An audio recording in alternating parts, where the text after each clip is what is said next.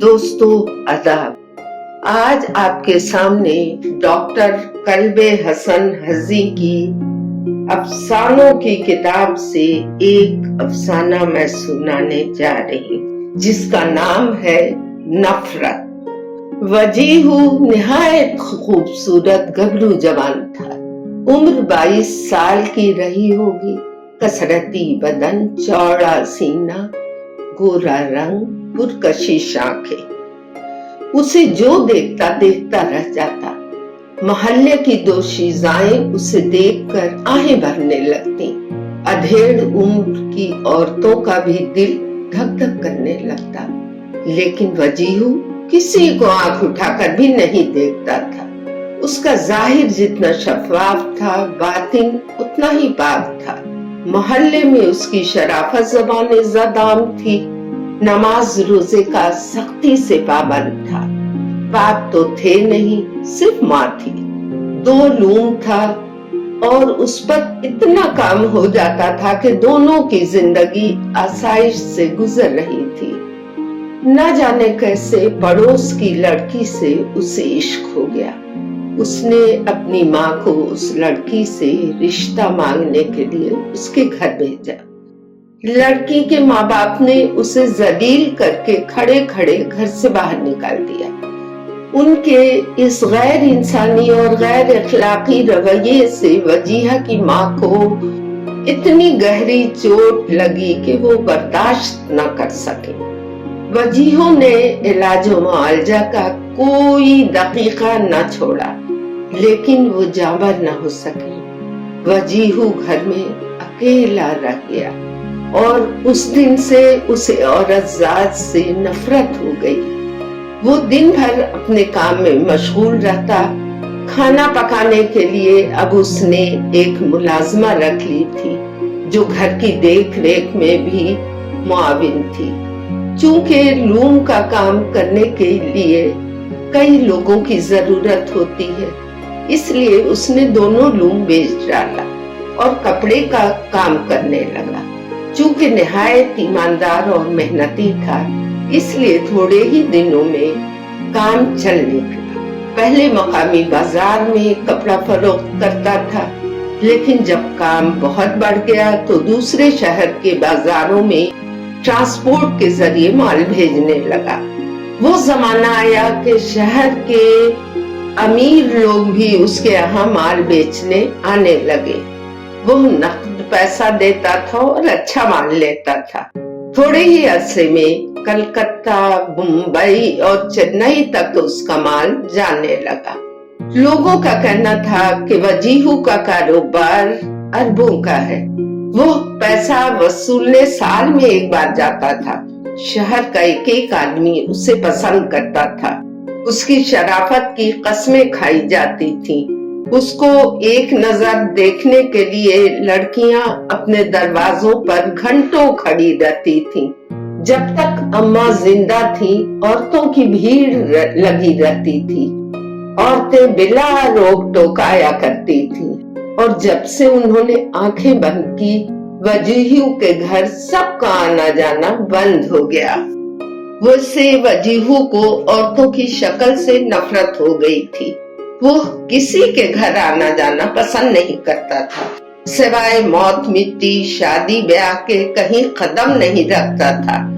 ملازمہ جو کھانا پکاتی تھی وہ برابر کہتی تھی، بھیا بہو لے آؤ، تم سے تو بڑے بڑے گھرانے کی لڑکیاں شادی کرنے کو تیار ہیں، بس آپ ہاں کر دو۔ میں کام کرنے سے تھک بھی جاتی ہوں اور اکیلے ڈر بھی لگتا ہے۔ دھیرے دھیرے وجیہہ کو بھی محسوس ہونے لگا کہ سماج میں اس طرح زندگی نہیں گزاری جا سکتی۔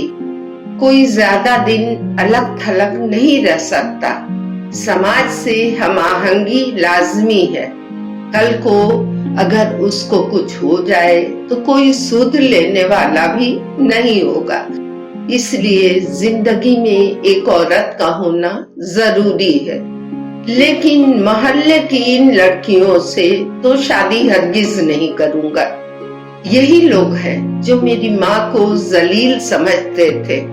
सईदू के घर वालों के बर्ताव से मेरी माँ मौत की आगोश में चली गई। अब वही सईदू मेरे पीछे कुत्तों की तरह दुम हिलाते फिरते हैं। एक बार वजीहू जब दौरे पर गया तो जिस व्यापारी के यहाँ वो माल देता था उससे अपनी शादी का तस्करा किया। उसने कहा, मेरी खुशकिस्मती होगी कि आप मेरी लड़की मेहरून से शादी कर लें। और उसने मेहरून को उसके सामने ला खड़ा कर दिया। अपनी भरी पूरी जवानी में पहली बार किसी लड़की को पसंद किया। मेहरून की माँ तो अकेली थी। उसके बाप ने वजीहू और मेहरून को तन्हाई में मुलाकात करने के लिए कमरा खाली कर दिया। मेहरून ने वजीहू को एक बार देखा और रोने लग गई। वजीहू ने उससे पूछा, क्या मैं तुम्हें पसंद नहीं हूँ? मेहरून ने कहा, नहीं, यह मेरे खुशी के आंसू है। मुझे आप बहुत पसंद है। जब तक वजीहू वहाँ रहा मेहरून ही उसकी खातिर मदारात करती थी। वजीहू के चेहरे पर खुशी की लहर दौड़ गई। उसकी रगों पैर में बिजलियां रक्स करने लगी। मेहरून छरेरे बदन की गोरी चिट्टी लड़की थी। तीखे नाक और नक्शे थे और आंखें मय के प्याले की तरह थी। जब तक वजीहू वहाँ था वो चिलमन से लगी उसे देखती रहती थी। 2-3 दिन रहकर वजीहू अपने वतन वापस चला आया और शादी के इंतजाम में मसरूफ हो गया। महीने के अंदर ही बड़ी धूमधाम से बारात लेकर वो व्यापारी के घर गया। उन लोगों ने भी बारातियों की बहुत इज्जत की। दूसरे दिन दुल्हन को लेकर घर आ गया। गांव की लड़कियों ने दुल्हन को उतारा, खुशी के गीत गाए।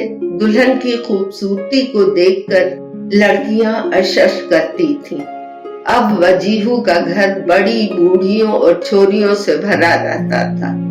1-2 बार मैके जाने के बाद जब आई तो घर की गृहस्थी भी संभाल ली। वो इतनी खंदाए पेशानी से मिलती थी कि हर कोई उसका गर्विदा था। जो भी आता था बगैर चाय पिए नहीं जाता था। लड़कियां तो लड़कियां, लड़के भी मेहरून के दीवाने थे। लड़कियों के हुजूम से वो घिरी रहती थी। उसे तो फिर फुर्सत नहीं मिलती थी। वो नाश्ता करने के बाद शाम को ही घर लौटता था और लड़कियों और लड़कों के हुजूम को देखकर बहुत खुश होता था।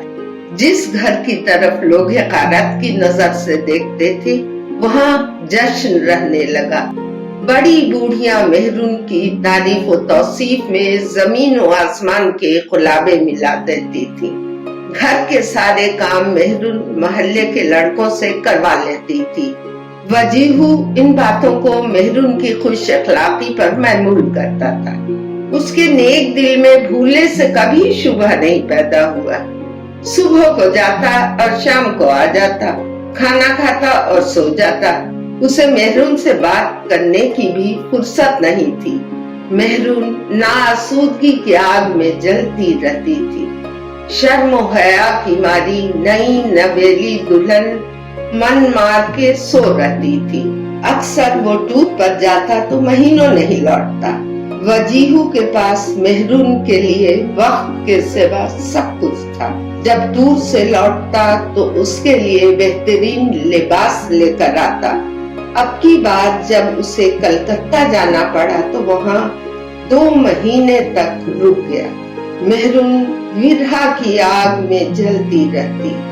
इसी दरमियान मोहल्ले के एक लड़के से जो उससे बहुत लगा रहता था बहुत करीब आ गई।